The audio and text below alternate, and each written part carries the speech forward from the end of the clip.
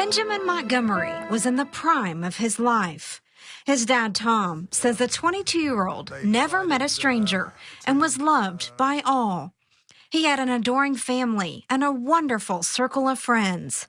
But police say the young man with the tender heart would lose his life trying to protect others. It was October 10th, 2019, and Ben was hosting a party at his apartment for some friends.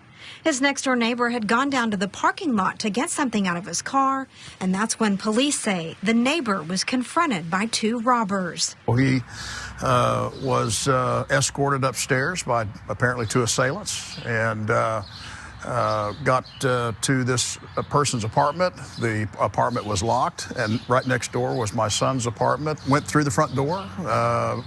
Gunshot went off through the front door.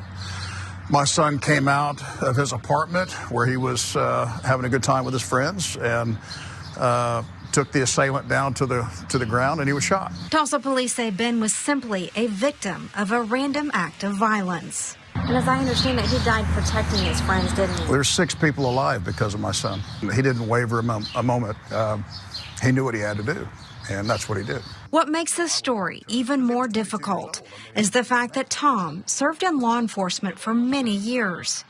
Tulsa Homicide Lieutenant Brandon Watkins says he will never forget having to tell him his son had been murdered. Part of the reason it sticks with me is I did the death notification, and it was rough. But out of tragedy, new life is born. Ben left coming here to Hunter Park with his girlfriend and his dogs. And in 2019, a family friend donated this tree, and they had it planted here in honor of Ben. Standing firm and steadfast, the tree is a constant symbol of Ben and his bravery.